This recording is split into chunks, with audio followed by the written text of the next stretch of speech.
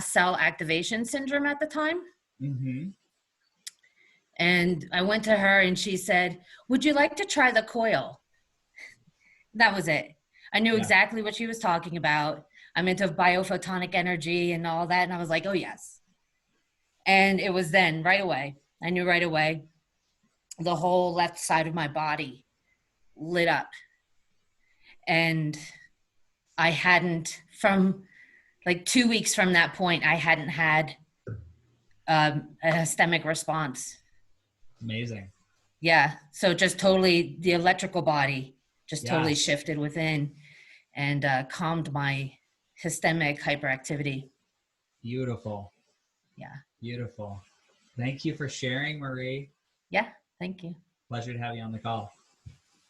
All right. So we'll give people just a couple more minutes.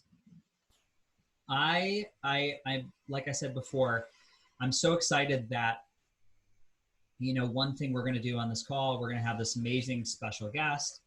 And, you know, another thing that we haven't really talked about with big groups from our community members right now, but we did share with our ambassador group is the advent of the AmpCoil Academy.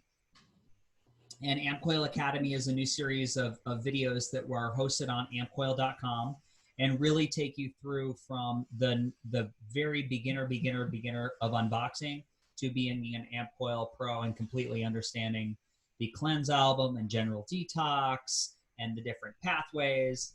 So we have that now, just a soft launch on ampcoil.com and the Owner's Help Center. If you log in, when you go to Owner's Help Center, log in with your email and your password, and you can take this whole 9-part video series. And there's tests on each level. So when you pass the test with 100, it's all logged in support, and we know. Yes, David, you have a question? I know it's wait, it's not actually David, is it? Where did I see that screen pop up? I'm going to unmute. Go ahead and unmute yourself. Okay. Hi. Hi. My partner used my Zoom. Yeah, and I forgot that he was on there. But I'm Sarah, and I just had a question because I don't know if I'm receiving the emails of updates for ambassadors. I'm supposed to be on the team. So I sent a message a few months ago. I didn't hear back, but because everything was so just busy in life because of the COVID in different ways. Great. I hadn't sent another email, but I didn't know about that. I feel like I've never gotten a message. That's okay. About well, you're on the perfect. You're either. On the perfect call. You're actually under the square of Jessa Hurst, who is one of the people, one of the lovely ladies who runs the ambassador program. So Jessa's going to private message you, and you guys can get all hooked up while you're on the call. Oh, sweet. Okay, thank you, Sarah. Of course. Of course. So it's 7:37. I am recording this call so all can watch the replay. But at this time, I'd just like to speak a little bit about our special guest because she's so amazing in the short time that we've been acquainted. Now, Kathleen Riley is a visionary, and she's highly intuitive and passionate in her mission to help performing artists connect more deeply with their heart's intelligence and create coherence through music and sound. And she combines her expertise as a professional musician and her extensive education, training, and postdoctoral studies and certifications in biofeedback with a passion to see others thrive. I could keep going. She's performed at Carnegie Hall. She has been an incredible light in the field of musicians across the world. And we're going to talk a little bit about that today. But I want to welcome Kathleen to our AmpCoil Community Circle. Thank you. It's such an honor to be here, and with very special souls. So glad to be joining. Thank you. So Kathleen, if we can start out, can you give people a little bit of just a little bit of taste about the work that you're digging your fingers into right now and how it's so important in the world? Sure. I'm just going to kind of weave in a few sentences before that just to show, well, how did I get from Carnegie Recital Hall to where I am now? So it's just the journey. And, you know, whenever I give presentations, especially when I teach in college and with students, I always say, you know, just leave your vision open. Don't put yourselves in a box, because I am literally a who would have thunk it. And I still continue to become the next thunk of whatever that is, because, you know, my degrees were in music performance. And interestingly, I got degrees in performance not to become a better performer, but to investigate ways to help people understand and communicate nuances through sound in interpretation, and to understand what it is we were deeply listening to, and then how to communicate it. One thing led to another. I then got involved with the studies in biofeedback in the early 2000s. Through that, I got involved with taking certifications with the HeartMath Institute. And for those of you who did have a chance to watch the little documentary film, you know, we kind of created that research together. And the reason being that, and I was just recorded on a show that I'll send you all the link. It's going to be Monday, and it's on the Awake TV network. And it's on sound and coherence and creating this. And my guests that were with me were the sound healer, many of you know his name, Jonathan Goldman, and Howard Martin, who is one of the founders in HeartMath, but he's also amazing, he was a rock musician, drummer. So his first journey, everybody that we're pulling together, there was music and creativity in it. So anyway, we looked at talking about frequencies, talking about sound and coherence. And what does that mean? So when we began that research study, it was birthed to me through something I was reading in one of Jonathan's books about a study he did with a kinesiologist, Dr. John Diamond. And he went to hear the same symphony orchestra perform the same piece conducted by two different conductors. The results in Jonathan as one audience member were provocatively different, literally night and day, in how he responded with muscle resistance, resting heart rate, respiratory rate as well. And the differences, I read this, and all I could see as I read it first was, oh my God, what about the musicians under the baton? Whoa, we're not even addressing what's really happening in that field. And it turned out that it had to do with the personality and the intentions of the conductor and how it was affecting the field. So that's what birthed my research. And looking at, well, if I can get a group to really share intention, and we're going to see some slides, I pulled in some PowerPoint so we can look at some of this, what does it look like? And I want you to think about, if we can generate that in the field, how are we affecting everyone and everything around us? And we are. So when we birthed that study with on-the-body heart monitors, only 4 musicians and 8 audience members, the results were profound in what we got. And it's just an awakening of where do we go? We can show so much through this.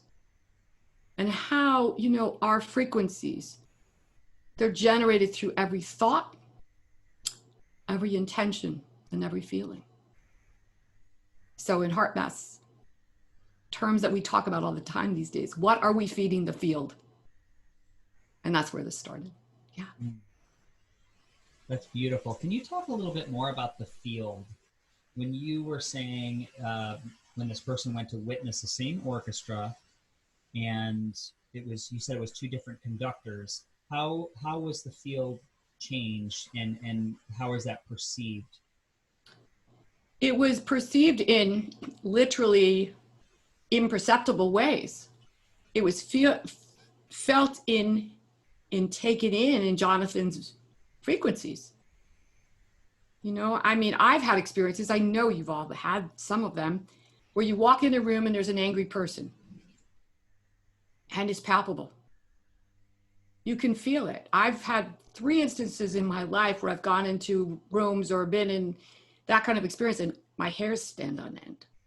And I'm like, what's going on? That's a field. That's that vibratory field. And when we think about, my mother had this beautiful saying, I shared it on my global call this morning, about how we speak and how we say something. And as a child, she'd say to me when I'd get cranky, you know, honey, it's not the what of what you say, it's the way how you say it. What do you want to communicate?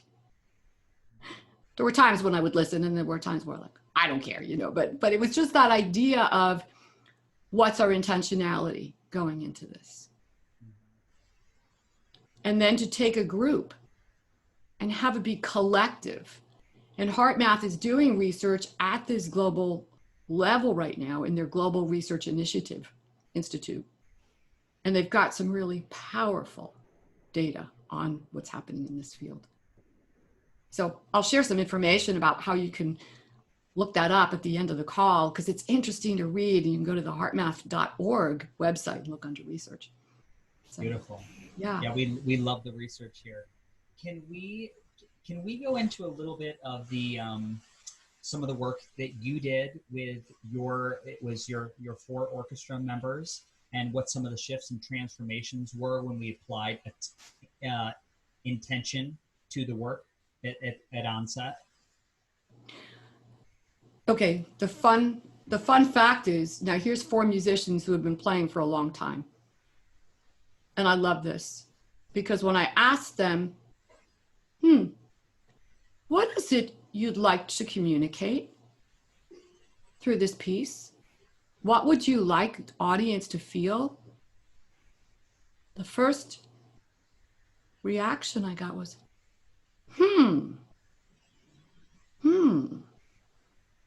like, I have to think about that.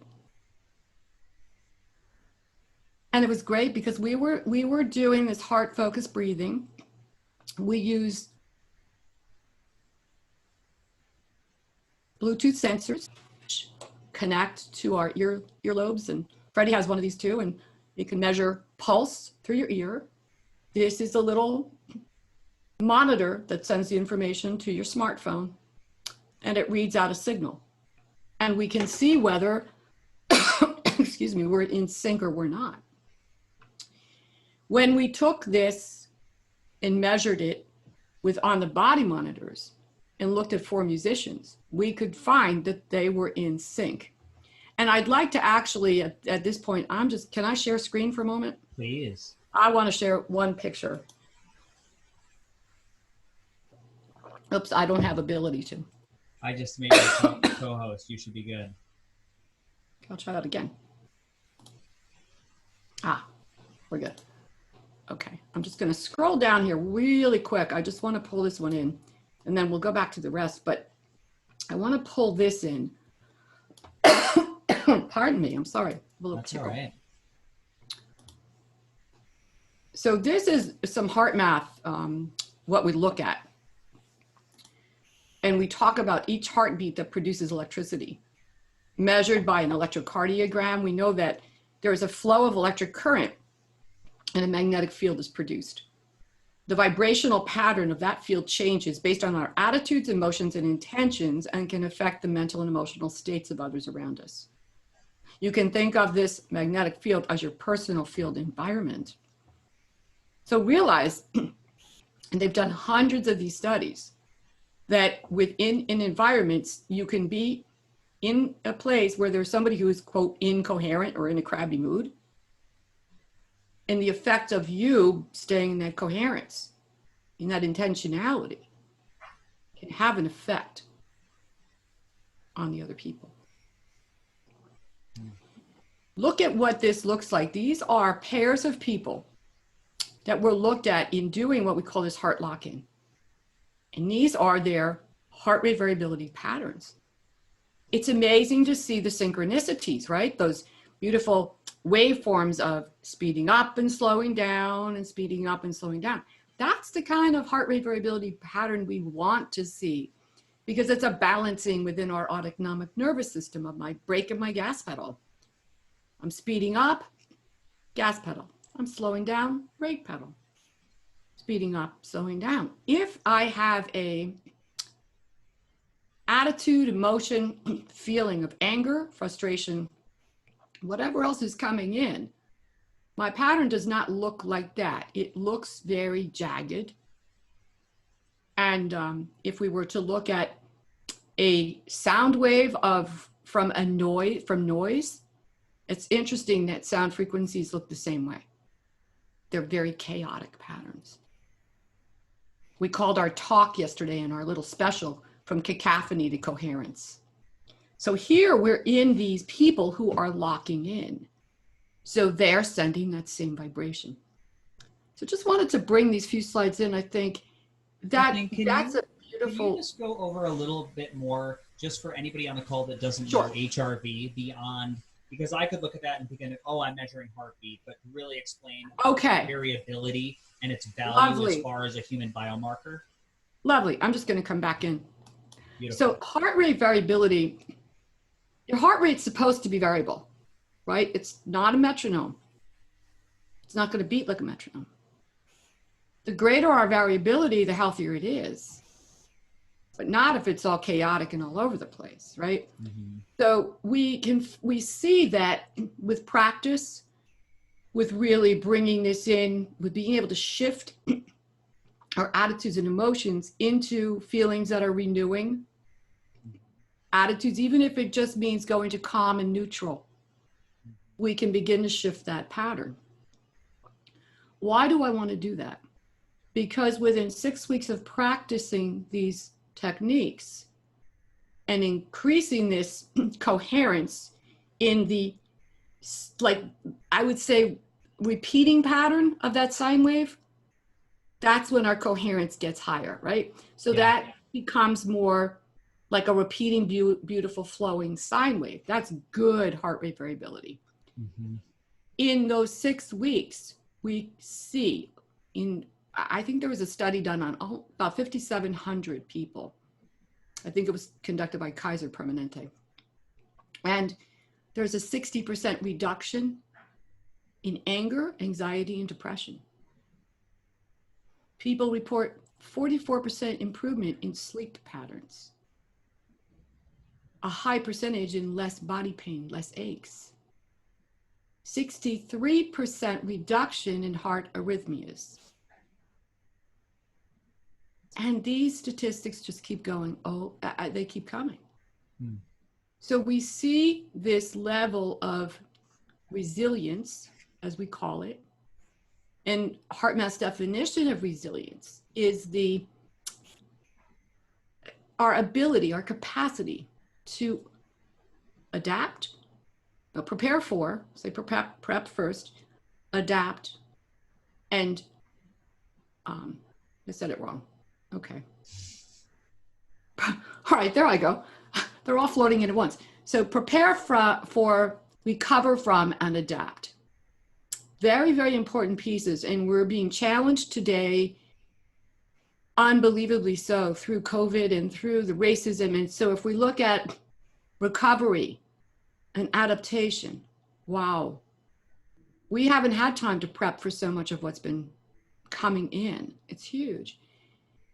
But when we are able to regroup and reset ourselves quickly through these techniques and through our attitude choices, we are able to do this throughout our days, maybe 25 times a day, who knows, right?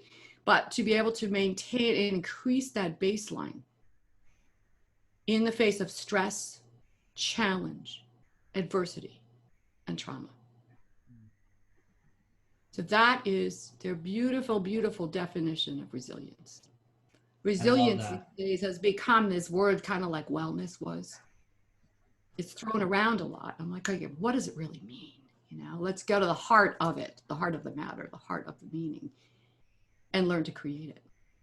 It's funny, when I first heard about HRV, I would imagine, from my understanding of it, I was like, you want your heart to beat like a steady drum. You don't want time differential in between beats. But what makes sense is in fight or flight, you really do. You want that rhythmic, I am going to flee. The heart is pumping like an efficient organ, so you can go and flee as fast as you want. But in the times of rest and digest, that you want 0.8 seconds, 0.7, 1.1, 0.5, and that there's that variable, and that what that represents is the tone of the nervous system, that it's always able to adapt to the beat by beat variations in life. So I think it's so fascinating, and it's amazing where it intersects with what, how HRV syncs up in a theater of 1,000 people watching the same performance.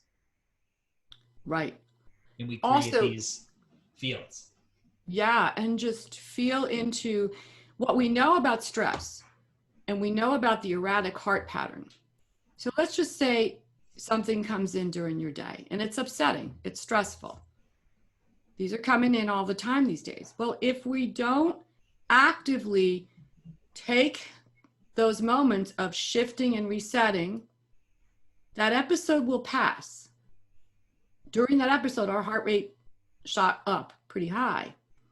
After that's over, the heart rate variability will drop, but it's not dropping down to your resting heart rate variability of 60 to 80 beats per minute.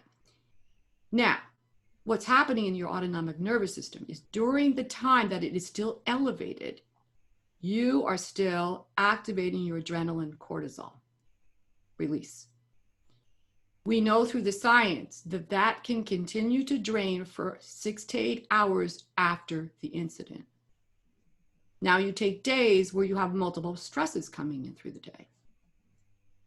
That just keeps ratcheting up and up and up and up. We train a lot of police officers, first responders. The data from these studies is mind-blowing because we train these officers here. They go into an episode. Okay, like Freddie said, I want that pump of adrenaline. Get me in there. Let me do my job. Okay, I can't do that in that. Oh, it's in this nice state. It's not going to happen. So I want to go in. I want to be fired up. I want to handle the situation. But again, and they're all monitored. We see the data with on-the-body monitors. They come out of the situation. That heart rate went back down a bit. They then hook up, start the shift reset technique. Almost instantly, boom, down to resting heart rate. Time lapse between encounter with angry man back to low resting heart rate, 10 minutes. Now, what do we find long-term data-wise? Just imagine.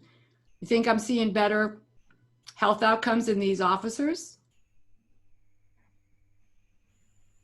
Less anger, less depression, right? So we're seeing this make a tremendous change. They're also able to get back in their cars. The next call comes in. They're present. They're not rehashing the old event, and they're able to go and handle that one. So there's far less burnout.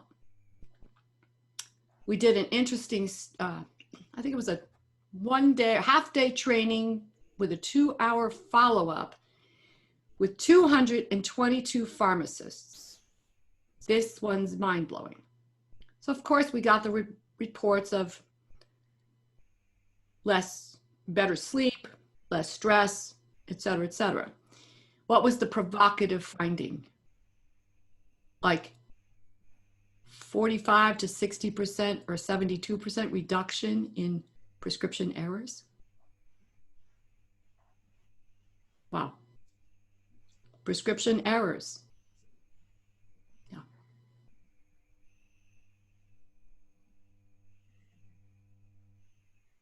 It's incredible. Not to mention when you talk about the stress response, for me, my biohacker brain, I can see the muscles being washed in cortisol for 6 to 8 hours, and then I can see the subsequent response that might just be a red light next after the big event gives me 4 more hours of a wash in cortisol. Mm-hmm. So I know what's happening as far as like a tissue repair recovery.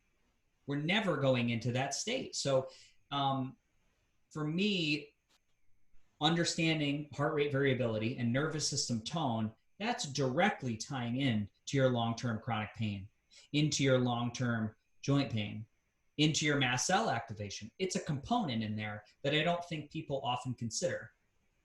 Absolutely. Because we don't know where baseline is. Can we talk about the lock-in a little bit, Kathleen? The heart lock-in? Sure. Do you want me to go right into that? You want me to share anything else from before or what? We can move the lock-in towards the end if you want. And stay on a little diet, Okay. So I wanted to know, maybe show of hands here. How many people did see the video that Freddie shared? Oh, this is a great time. You can add. Oh, there's one. There's two. Hold on, let me look at this. Okay, so only a couple. 3. Yeah, it looks. You could also raise your hand on your video. We've got that feature on Zoom. Yeah. Okay, so just a few. Okay. That's what I'm feeling. So, if I share, so I shared those couple of slides from HeartMath. Mm-hmm. And people on the call might be saying, well, what's a heart lock-in? I want you to type in the chat. I just want to see where these hearts are here. I want you to tell me what you think a heart lock-in is. Go for it. Come on. There's no wrong answer. So be fearless in here. Be fearless, be bold, be brave. And if you want to unmute and you want to raise your hand. Yeah, you can just chat it to me. You can talk it. I can unmute. Just give me 3 or 4. I see typing. When 2 hearts lock in coherence. Okay, you're getting warm. Think about, how do they do that? Good. Okay, Deborah's got no idea. Cool. Thank you, Deborah. Love it. A heart who? A heart what? Yeah. Chrissy Evans says connecting into your own heart. We'll wait for 2 more. I still see typing. Yep. And phase typing. Or if anybody wants to raise their hand and just speak it, it's fine too. Yeah.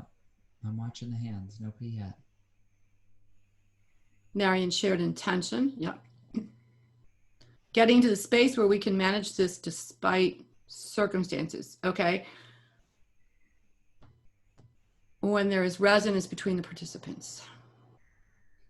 Yeah, I love the answers. Now I'm going to ask you to, we're going to explore, well, how do I do it, right? Mm-hmm. What does that mean? I mean, great answers. And we want to feel like we can take this home, right? We want to feel like, I know how to do this. So I'm going to circle back to my, we just had another one, being a state of empathy and connection. And we had a rhythmic coherence of our heart and breath. Okay. So the PowerPoint that I'm making here is, what is the lock-in? Who, okay, feel it, chat it. Who or what is it with just yourself? Ah, I saw an aha moment. I saw a couple of them.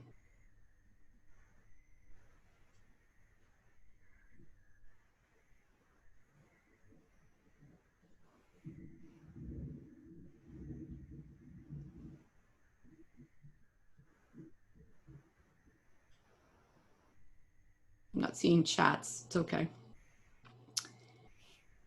So when I look, I feel like I'm locking in. That's what my string quartet members did. They generated after thinking, what do I mean? What do I want to do? They were in heart-focused breathing. They were keeping this beautiful, slow, steady rhythm of their hearts going.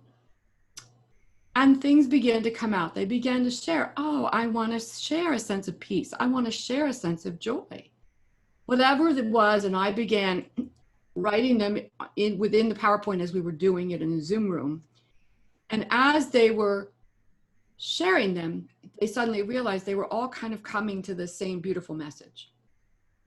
All right, now, I said, well, I want to bring the message off the paper, and I want us to learn that we can activate the thought. We can activate the emotion. You all know this. It's like a mantra, right? Why do we say mantras? We say it to generate the attitude. Yeah, many times we have to repeat it, it's all right. And then we change a mantra depending on what it is we want to express. Okay. when I go into heart focused breathing, so I'm just going to lead us through a very simple, what's a heart focused breathing? We can't get into a heart lock-in. We got to go step one first. So I'm going to have you all sit in a very comfortable position. Feel grounded. And I want you to focus your attention, the area in the center of your chest, near your heart. It can be very helpful to put one of our hands there to have a center of where my focus is. And invite yourself to take a few slower and deeper breaths than usual, not deep meditation ones, but just a little slower and deeper. And realize that as you're doing that, you can feel the breath. Imagine it flowing in and out of your heart center. That's not hard to do. The lungs are right there too, you know. So I want you to feel yourself generating that through the heart. That your heart is a large electromagnetic field. It radiates out many feet around our bodies in all directions, and it is felt. That's what that field is. So as you focus your attention in the area of your heart, now we go to step two. And you can close your eyes in this moment, and I just want you to draw in a feeling of appreciation or care for someone or something that is special for you in your life. It could be a pet. It could be the sunshine. It could be the garden. It could be flowers. It just how you appreciate something. I want you to activate that and generate that through your breath, through your heart. That is heart-focused breathing. The powerful thing we've learned through HeartMath in all of the research is that the power, the activator, the really strongest one, is the thought, attitude, or emotion that we choose to generate through the breath. Breath work is great. When we add intention into it, it activates it to a stronger level. That's where we see the rise in coherence scores. That's where we see things begin to shift. So that is the basis, literally, of all of the HeartMath techniques. It's a simple one. Sometimes you can invite yourself to just take 3 to 5 breaths. I will sometimes use, if I'm walking, I'll use my feet as a breath pacer.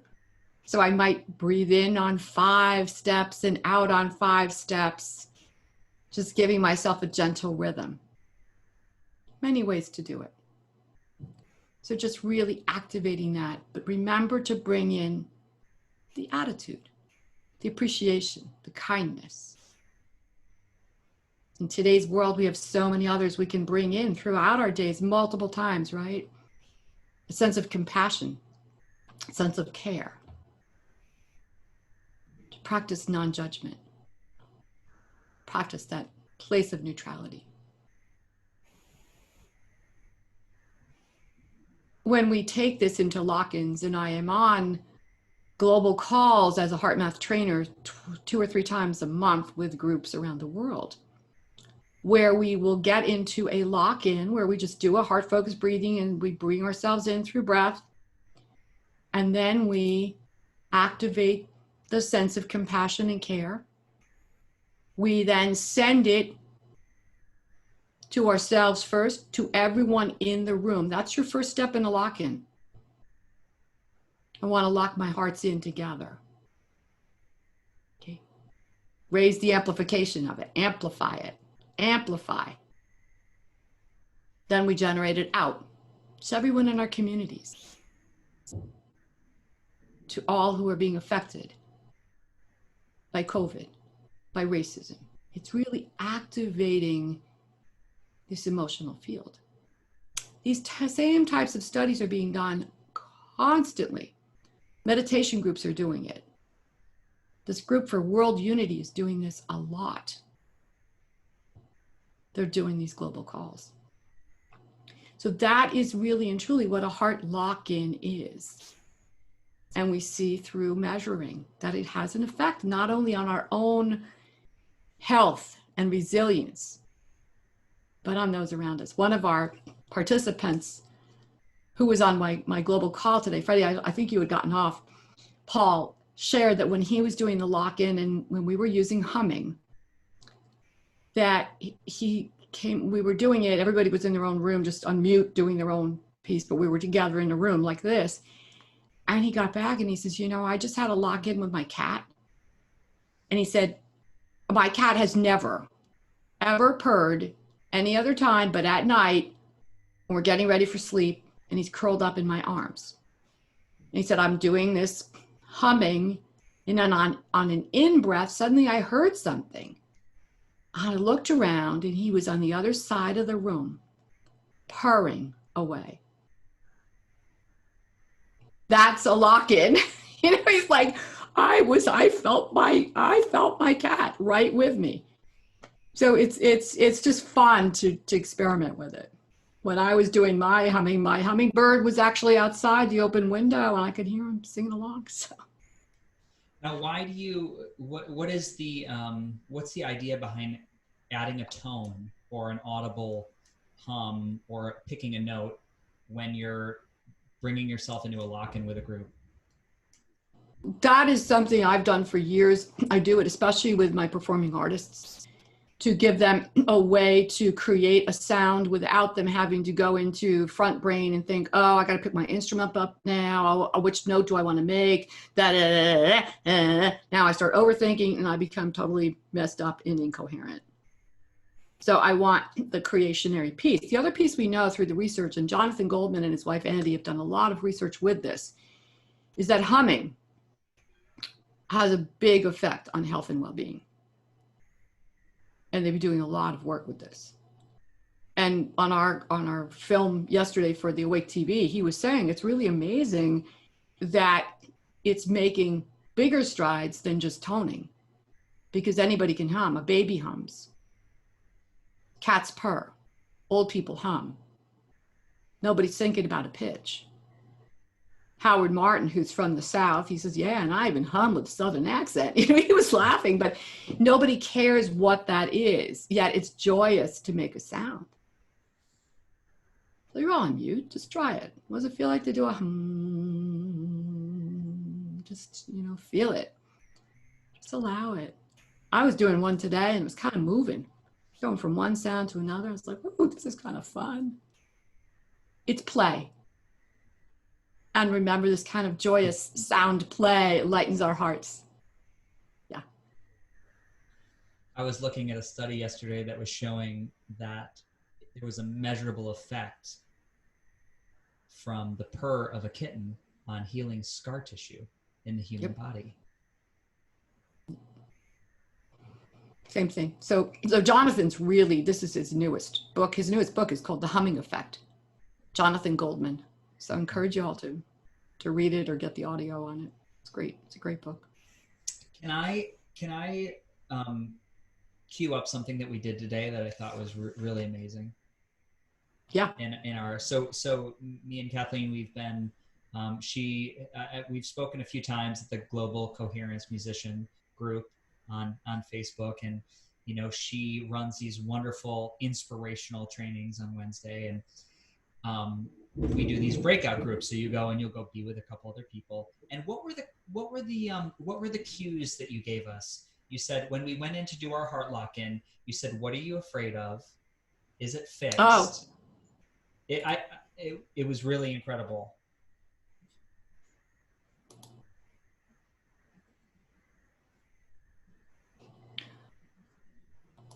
Oh, right before the breakout? Yes. Okay, hang on. I got to open that one. And then I can better illustrate that story. Okay, so the invitation for Breakout One. You know what? Let me do this first. I'm just gonna actually share screen because I'm going to bring in some of this. It's all in the PowerPoint. So rather than not share some of what I was going to talk about, it's going to lead it right into that. So let me just share like 3 or 4 slides. Let me go on this one. Okay. So I want us to think about, I call this one, and these are all completely intuitive to me. So I had this feeling that this would be called navigating the currents and waves of upheaval through coherence and harmony. And the image of, you know, currents and waves, and we're just getting them, right? The next wave of Corona, or maybe we're still on the first one, and all of this incoherence that's being thrown at us. So we want to think about, how do we navigate it through coherence and harmony? And what I said was, what does this mean? What are the plans the universe has that we're not in control of? And here they come. COVID-19. The racism rising to be transformed. And this week we've been hit hard with performing arts venues and icons that are folding, including Cirque du Soleil, who just filed for bankruptcy, laying off 3,500 people. And as we begin to listen deeply with the heart, we ask ourselves, where do we go? Where do we turn? And as we begin to explore this, Friday, do you want me to do this next one on the universe little video, or you want me to skip over that? Okay, here we go. All right, he knows where I'm going. I should give him a heads up before. So I want us to think about coherence and harmony through the eyes of cosmology. I just love this. This guy Kepler, who was born in 1571, he was intrigued throughout his life with the connection between music and cosmology. I just love that these guys were thinking of this stuff back then. It's amazing. He published this book, Harmonies of the World, that he wrote from 1609 to 1619. 10 years, wow. He felt strongly that music mirrors the cosmos, and used phrases such as the song of the earth and nature's secret whispering. Well, if I think about music, I'm really just going to talk about sound. So don't feel like, oh man, I'm not a musician. I don't know what you mean. Yeah, you do. Just think about the toning. Think about the humming. Can humming be heard and felt within nature? Absolutely. Within the song of the earth. Yes. My belief is that humanity must realign with this global coherence. Music and sound are here to serve as catalysts with frequencies that resonate with nature and the cosmos. The sound in our voice as we speak resonates a lot. It resonates messages that go far beyond the words. It's the intentions. Just imagine gazing into this expanding universe. Imagine. Feel it.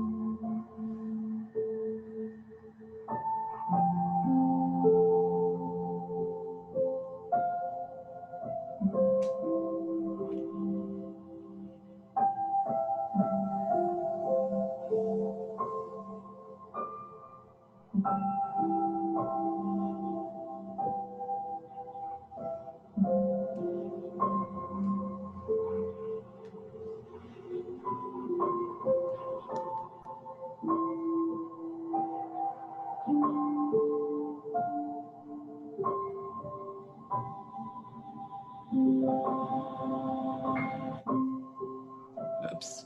I'm going to stop this guy. 1 second. And then from there, we just went to this invitation for the breakout. And I think this is what you were referring to, right, Freddie? Mm-hmm. Okay. So ask yourself what you fear most through these situations. Ask yourself if it's real, what you're fearing. Is it real? Is it fixed? Is it something that can't move? Or through intention, are we here to co-create the next steps? Vision, creating sound through toning or humming, with heart intention to touch and heal the hearts of humanity. Becoming part one with that universal sound. There are no outcomes in sight, just visioning, sounding, intentions. Yeah.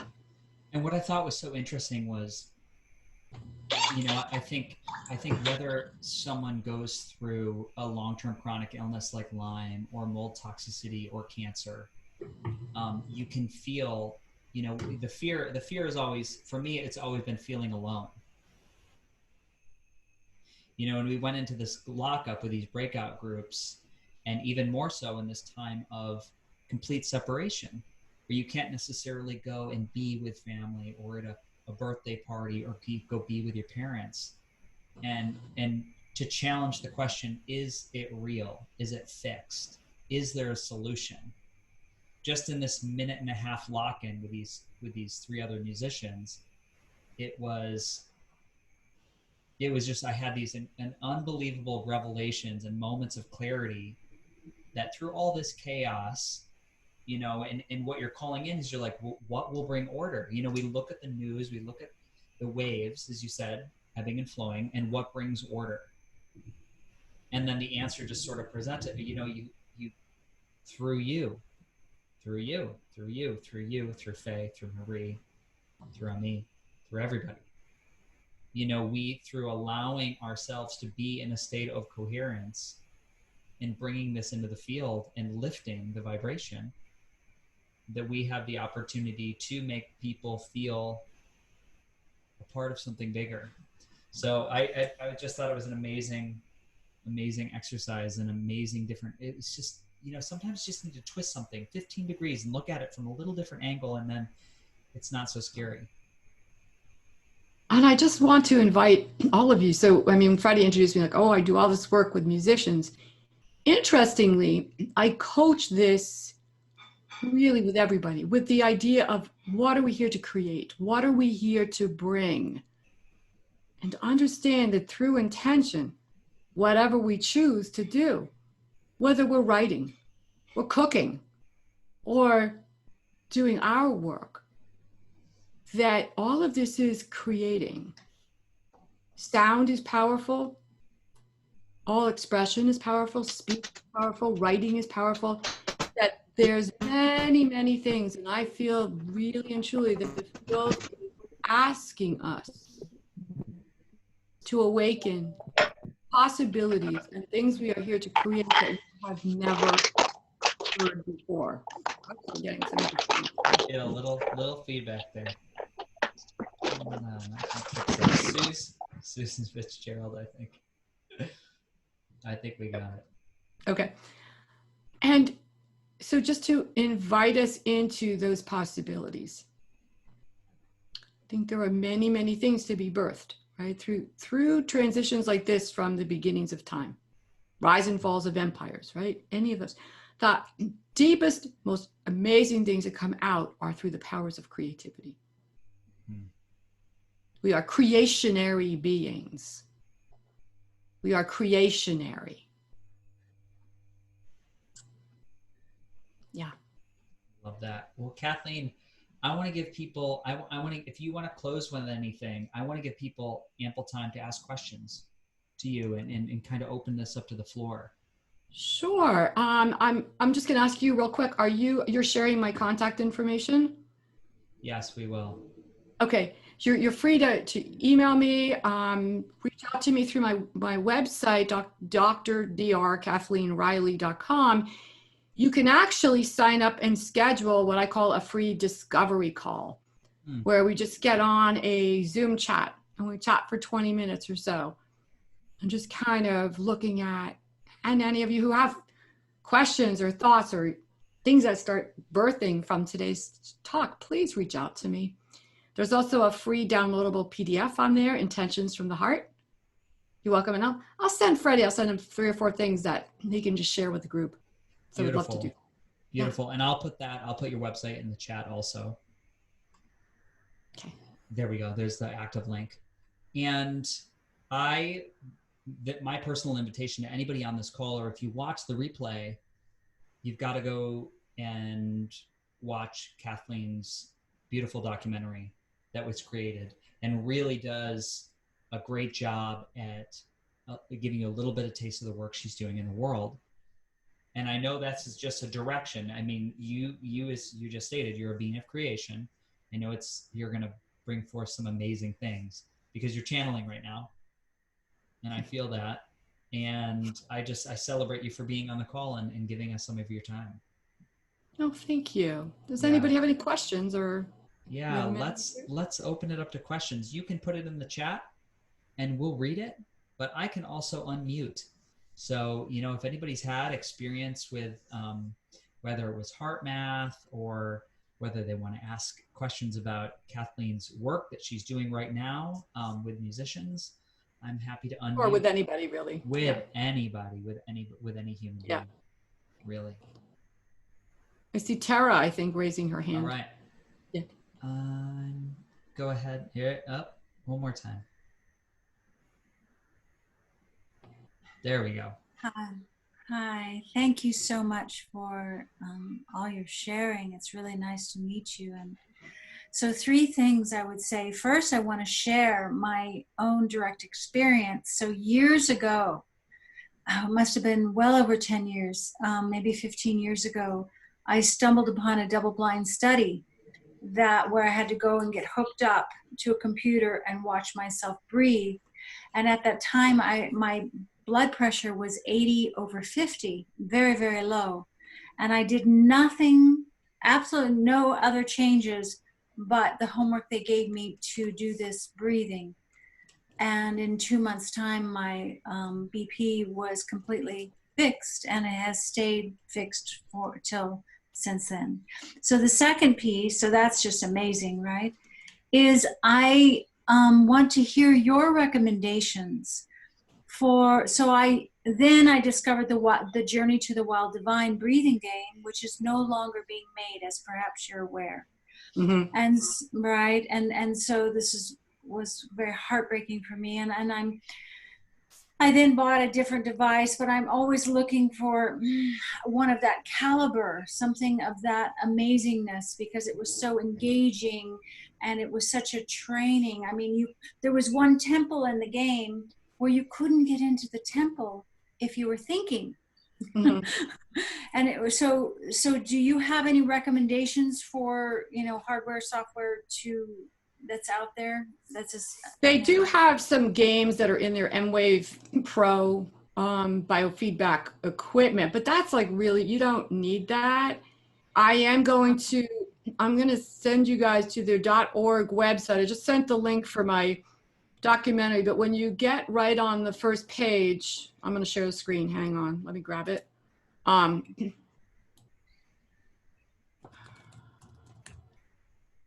.org. Thank you. Yeah, no, it's really. And should I share my third thing is just that what I noticed with coiling, with using the AmpCoil, I'm not sure if you've experienced the AmpCoil yet, but yeah. So I find it essential that just for people to activate their right side, their receiving feminine brain, mm-hmm. to really drop into that breath. Yeah. Yeah. Great observation. Okay, so let me get this guy up here. Let me share, come back to you guys. Yay, for sharing. Thank you. And I just want to show everybody what's on HeartMathInstitute.org website and some of the resources, because we've got a lot up here. So when you come in, you've got these little screens that go across, and there's an app. You don't need, but where I'm going to send y'all is to the third one. And this they have released for free to the world. Okay, Oh. so this is one that two of my friends really produced, but everybody in HeartMath is in it, called the HeartMath Experience. It is, I forget how many minutes of videos that teaches everything. We even have 5 techniques in this that are shared. It also shares about the science of it. Roland McCratty, who was my co-researcher when we did my research, he talks about it and really shares what is coherence. He talks about heart rate variability. Very, very, very thorough, engaging. Each video is not long, but you can just, when you click learn more, it will take you to a place to put your information and you get the downloadable link. Awesome. So heartmath.org. Then you go and you can all look at this Global Coherence initiative. And when we go over here, this is where you will learn about the Global Coherence research that they have been doing for so long. You'll learn about the whole initiative, and we are doing this worldwide. Powerful, powerful stuff. When you go to resources, and I gave you my link, but under our video gallery is where you're going to find us. And here's a new video on what is global coherence. Here is my link. Now, when you click this link, just a couple things. You get first to the trailer, but right above it is a blog article that HeartMath wrote, and you click this for access to the documentary. So that's how you get that. So I think that's all you need to show everybody for here. I'll show you one more thing. So let me just, if I pull up another page here, you'll see it, right? Mm-hmm. Okay, cool. So this is my website. When you scroll down the first page, home page, you're gonna find this link to that PDF download. So you click here, you'll get this download. Okay, it does share about science and coherence in it as well. And then there's the place up at the top. Anybody who wants to schedule the complimentary discovery call, just click it, put your info in. Happy to share, happy to give more out to you guys. Thank you. Thank This is Karen. Can I ask a question? Please, Karen. Go for it. Okay. I also raised my hand, so you can just unraise my hand. I love it. But my question is, so, we have this resonance with people. We are, cyclically aware. So there's this coherence thing that we can create for ourselves. And is there a quicker way to get out of that, like sinking in with other people who are so panicky and worried and concerned, and, because there's that huge vibration, right? So that's one of the things with working the techniques over time, it's choice points. We begin to notice. What do I notice? I learn to notice from a place of neutrality. So for the, this is what I coach. This is how I do it. But it's all about, you have the choice to either get sucked in to that energy or just notice it, speak compassionately with the person, but know your boundary line. Okay, when you say choice point, I assume that it's, everything is a choice. Mm-hmm. But sometimes it's hard because your heart's already palpitating, or you're thinking already what to say next, or you're trying to get neutral. Is there that's what the coaching helps with. That's what our techniques really are effective with. I wish I just had magic dust. And Karen, I'll offer this, as an AmpCoil. Part of developing a relationship with this work, you can develop a relationship with the coil, what you're coiling, what you're doing after a session, what you're doing with that time, making it sacred. We often speak about, can you do your demo harmonizer and watch Netflix? Of course. But is it better in an anti-gravity chair and then to go take a walk in the woods and drink some mineral water and go reintegrate the frequencies and the changes that you've just changed? Because we want to always be, and you're going to build. It's just like a yoga practice. It builds, your resiliency builds. your cup, we fill it, right? We're filling it up. And then when you're pushed, which is what you're saying, you're like, I'm in the room, there's the palpitating hearts. When your cup is filled with that quality of vibration, with that sound, with that coherence, what pours out? The good stuff. So it grows. It really is a practice. And whatever you're using, yeah. The best, the most powerful part of all of this is practice. Excellent. Thank you What both. we all have through AmpCoil is such a tremendous, beautiful gift, right? But it takes the practice. Absolutely. Yes. Good. Thank you. Yeah. Great questions, Karen. Anybody else? I've got nothing in the chat. It's 8:35, and I want to be respectful of your time, Kathleen. Sure. We're slated for an hour here, but if anybody else wants to raise a hand, yeah, go ahead. Want to unmute? I'm scrolling. I don't see anybody yet. No, I'm not looking at the. I'm not seeing it.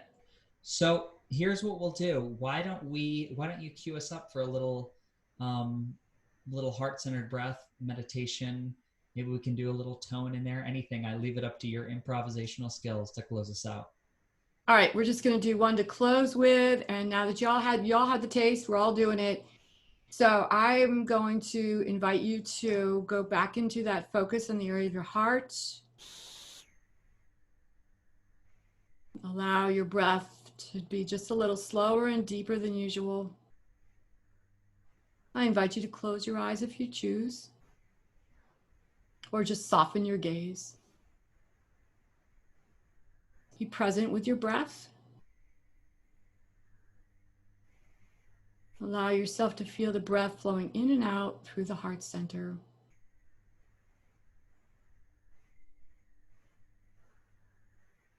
And draw in a feeling of appreciation.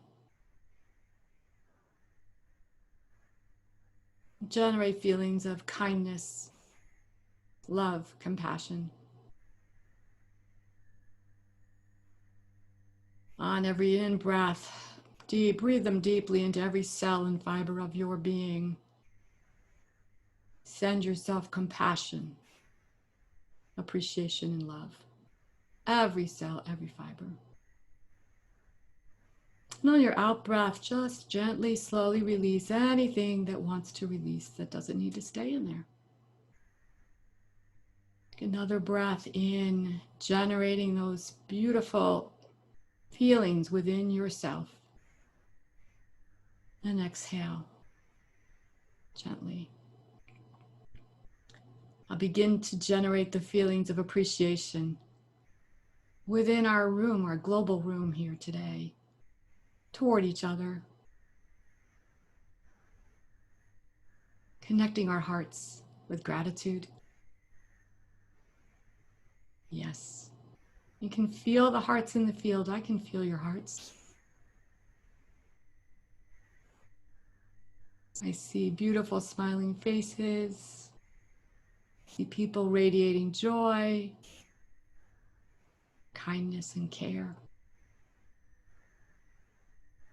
And as we begin to draw this to a beautiful close, we also then generate that out within our communities, within our cities and our towns, to help shift and awaken the hearts of all humanity. Raise the vibrations in the field. Thank you all.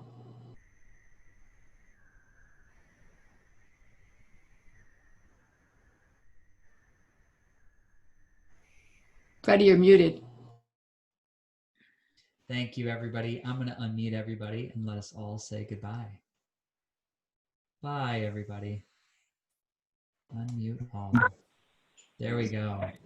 Okay. Right there. Bye, team. Thank you, everybody. Thank you. Thank you. Wonderful. Bye. Thank you, Bye, everybody. everyone. Bye, everyone. Yeah. Thank you. Yeah, I was gonna get all wet coming down, so I'm on it and just Kathleen, we'll talk soon. Yes. Thank Thank you you so much, dear. So All lovely. right. What a gift.